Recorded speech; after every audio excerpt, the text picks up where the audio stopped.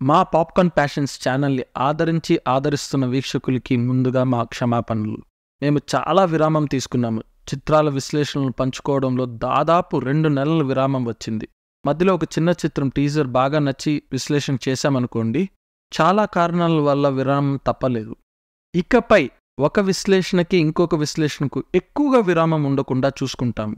మీ మద్దతుతో వీక్షకుల సంఖ్య పెరుగుతూ వచ్చే ప్రతి చిత్రం గురించి చర్చించి విశ్లేషించేంతగా ఎదగాలని మా ప్రార్థన. ఇక గ్యాంగ్స్ ఆఫ్ గోదావరి గురించి మాట్లాడుకుందాం. ఈ పేరు ఎవరిని అనుకరించి పెట్టిందో అది తేటతల్లమే. కానీ నాకు మాత్రం చిత్రం మీద పెద్దగా ఆసక్తి కలగలేదనే చెప్పాలి. ఈ చిత్ర టీజర్ ట్రైలర్ని ఒకసారి చూసినప్పుడు ఎందుకో పేరులో ఉన్నట్లుగా ఇదేదో గ్యాంగ్స్ మధ్య పోరులాగా అనిపించలేదే అని అనుకున్నాను. ముందుగా చెప్పినట్లు విశ్లేషణ చేయలేకపోయాను. కానీ మళ్ళీ ఎప్పుడెప్పుడు మొదలు పెడదామా అని చూస్తుండగా అనుకోకుండా ఈ చిత్ర విడుదల గురించి తెలిసి నాకు సమయం కుదిరి, అది కూడా ఒక యువ కథానాయకుడు తన ఎదుగుదలను తానే నిర్మించుకునే ఆత్మవిశ్వాసం ఉండి తనకు కూడా ఒక అగ్ర కథానాయకుడున్న మాస్ అభిమానం దొరకాలని చేస్తున్న ప్రయత్నం ఎంతో కృషితో ఎక్కువ శ్రద్ధతో చేసుంటారని నేను అది చూసి ఆదరించాల్సిందే. అది నాకు నచ్చిన గామి చిత్రం తర్వాత వస్తున్న చిత్రంతో అప్పటికప్పుడు అనుకొని వెళ్ళి చూసొచ్చాను. చిత్రనామ ప్రదర్శనలప్పుడే ఈ చిత్రం యొక్క ప్రధాన సంఘర్షణకి మూలం పరిచయం చేశారు. అదేంటంటే, ఒక ఊరిలో ప్రాచీన కాలం నుండి వస్తున్న ఒక హింసాత్మక కట్టుబాటును, దానిని కత్తి కట్టడం అని మనకు పరిచయం చేశారు.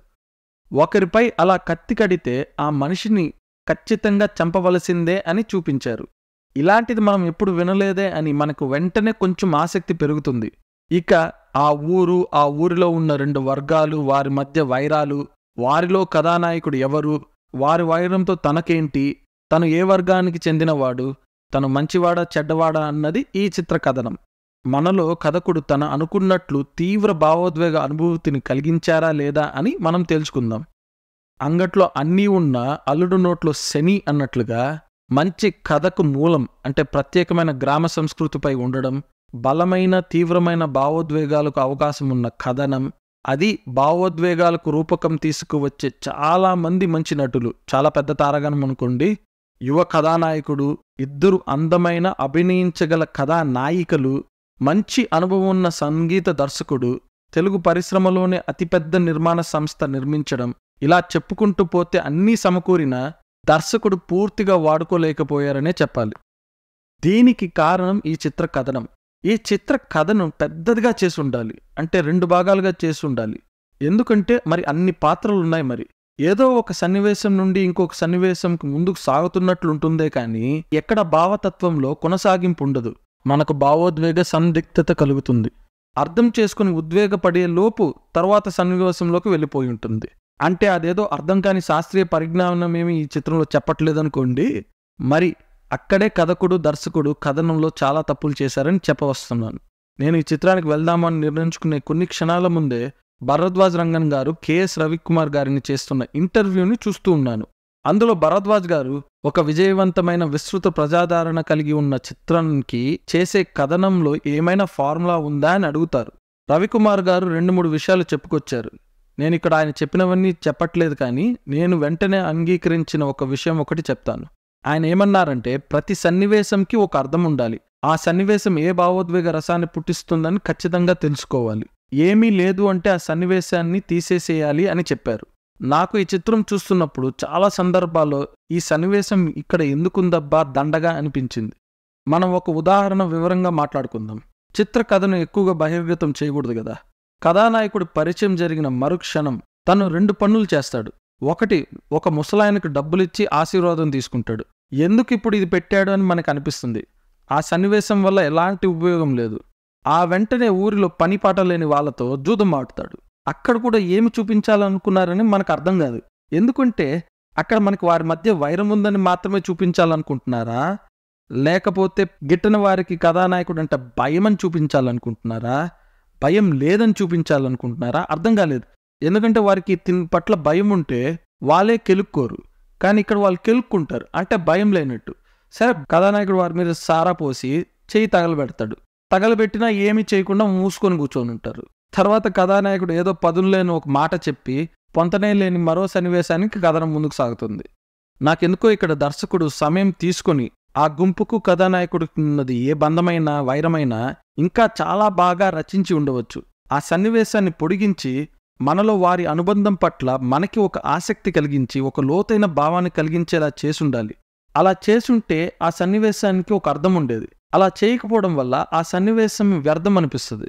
ఇలా నాకు చిత్రంలో చాలా పాత్రల మధ్య జరుగుతున్న సంఘటనల పట్ల ఎలాంటి ఆసక్తి కలిగించదు. ఎదురుచూపు లేదు, ఆకాంక్ష లేదు. ఇవన్నీ లేకపోయేసరికి ఎలాంటి భావ ఉద్రిక్తత కూడా కలగదు. కాని కథలో అయితే చాలా అవకాశం ఉంది. నాసిరక కథనం, మాటల రచన వల్ల అనవసరమైన సన్నివేశాలు అవసరమున్నా సరిగ్గా చెయ్యలేక ఒక బంగారు అవకాశాన్ని నిర్వీర్యం చేసుకున్నారు దర్శకులు కృష్ణ చైతన్య గారు. మిగతా పాత్రలను వదిలేయండి, ప్రధాన కథానాయకుడికి కథానాయికకు మధ్యలో కూడా ఏదో అలా నడుస్తుంది అంతే.